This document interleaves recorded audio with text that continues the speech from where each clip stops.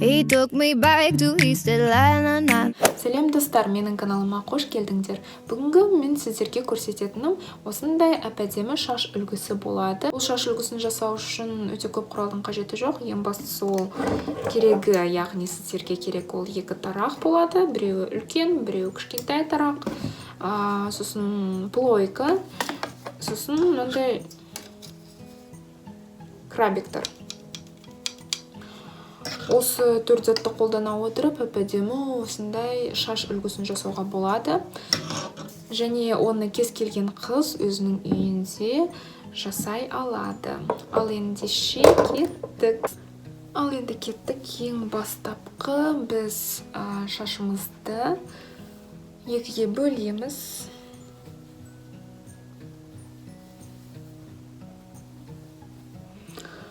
Сосын бөліп алғаннан соң шашты дұрыстап тарау керек. Тарау үшін мен осындай тизерді қолданамын. Ол шашты ауыртпай, тезірек тарап шығуға көмектеседі.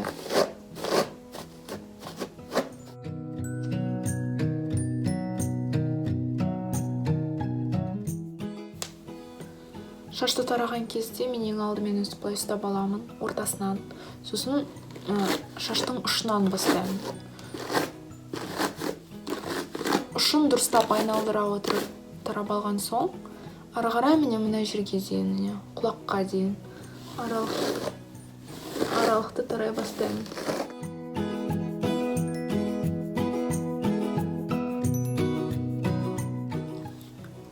Енді келесі үшінші қадам мына бастың ең төбесінен бастап, шаштың яғни ұшынан бастап, дұрыстап тарап шығамыз.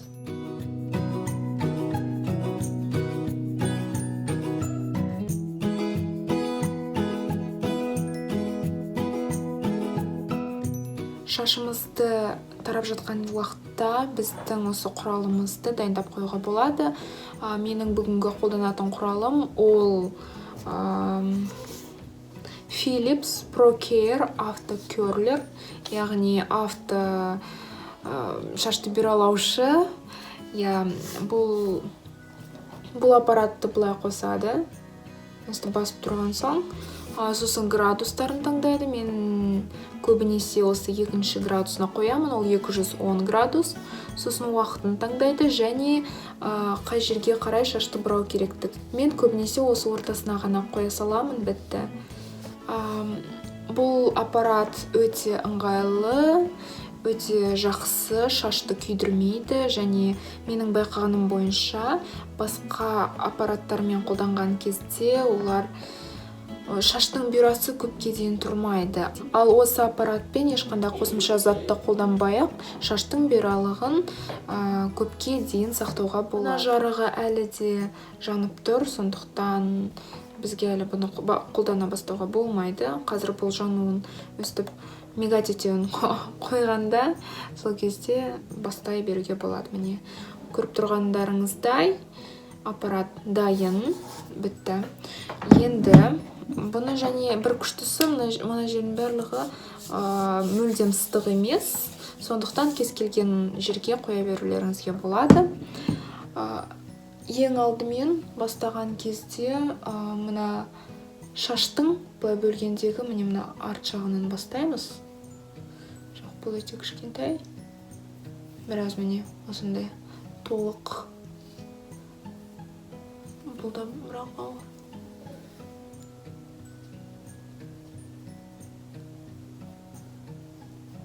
Өте қатты үлкен де емес, кішкентай да емес. Міне осындай кішкентай шашты аламыз да.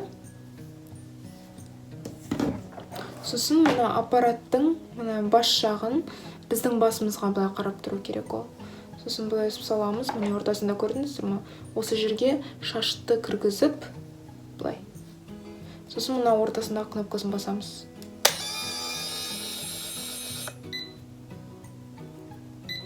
Енді осылайша қазір ол өзі 10 секунд санайды. 10 секундтан кейін қазір дауысы шығады. Міне, дауыс шықты, мына кнопканы жібере беруге болады. Мен тағы да біраз ұстаймын. Себебі мен ойымша 10 секунд аз сияқты. Сосын ақырындап жіберемін. Біріншісі дайын. Так, енді екіншісіне көшеміз. Тағы да шашты көтереміз, жаңағы айнаға қараймыз да. Кішкентай ғана прядка дейді ғой. Сол прядканы аламыз. Мынандай қосымша заттар кетіп жатсалар, оған мән бермей қойыңыздар, олар керек емес бізге.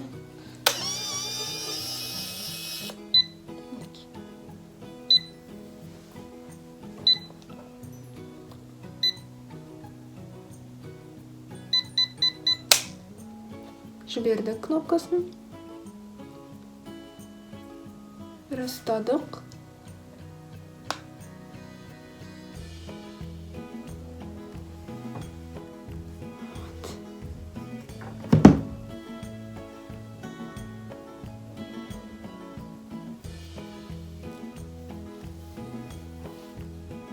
Егер мысалға қолдарыңызбен ұстаған кезде әлі де үйісі жазылмаған болса, тағы да бір рет тарақпен тарап шығуға болады.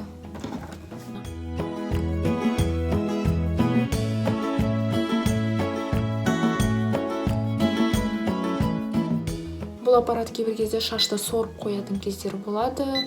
Сорып қойған кезде әрине қиынырақ. Кейбір кезде шашты шығара алмауға да болады.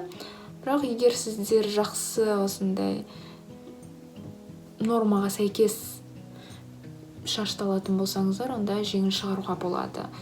Ал егер сіздер қалың шашты алып қойсаңыздар, шығару өте қиын болады, және шығарып жатқан уақытта мынаның ішінде ыстық плойка тұр все-таки. Сондықтан шаштарыңыз ол уақытта күйіп кетуі мүмкін.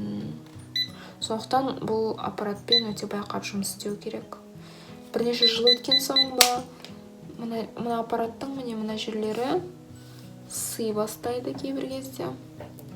Бірақ мен ойымша ол түгетпейді. Себебі 5 жыл. 5 жыл деген өте үлкен мезгіл. Мінекей осылай шығады. Тек ұштарын ғана бюролаған жағдайда. Ал енді екінші шетке көшеміз.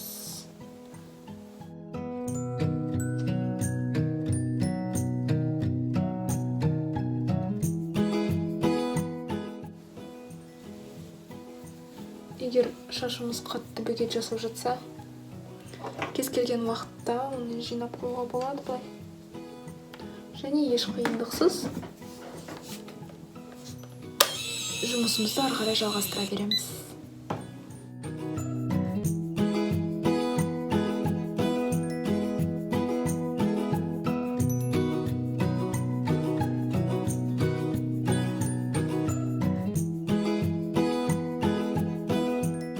Ал енді келесі қадам. Біз мына шашымыздың бәрін бюроладық. Бюролардың барлығы тор. Қайтадан екіге бөлеміз. Бюро тұр ғой. Мынау біраз кепсін. Мынандай арнайы тарақ бар. Өте щетинкалар дейма. Аралары үлкен, ашық. Мынаны қараңыздар, Мынау тизер. Бұл арнайы, мынандай өте жиі орналасқан тістері бар тарақты қолданатын болсаңыздар, онда сіздердің мына бюролаған шаштарыңыз ертеңге дейін тұрмайды. Бұл шашты қазір түнге қалдырған жақсырақ болады. Түнге қалдырып, түні бойы осылай ұйықтап, сосын ертең таңертең жұмысқа барғанда, бірақ осылай бір толық тарақпен жай ғана тарап шығамыз.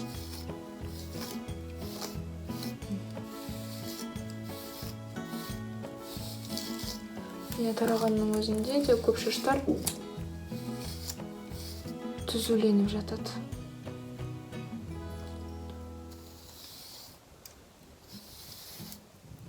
Көп тараудың қажеті жоқ. Енді екіге бөлдік. Енді мына жерге біраз сухой шампунь деген бар. Сол сухой шампуньді сеуіп қоюға болады. Мына шаштың түптері көтерілсін деп.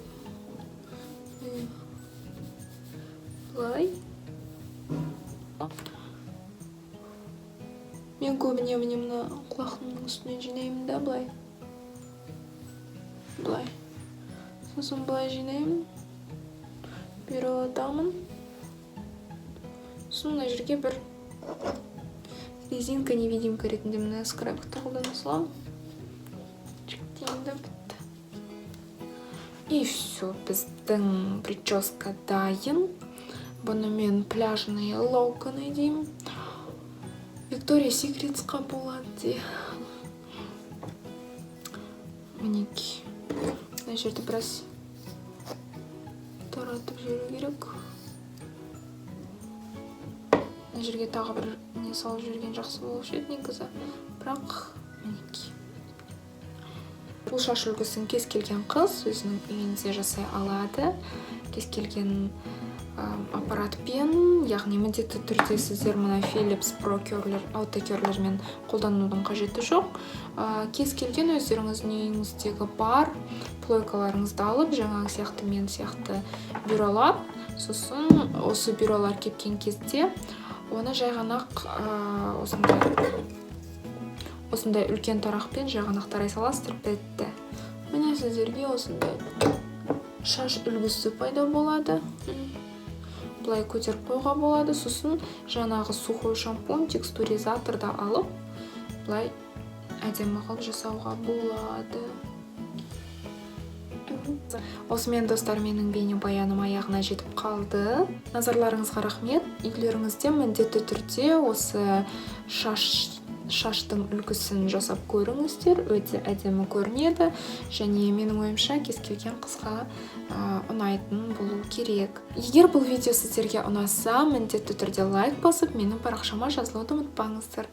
Бәріне рахмет, сау болыңдар.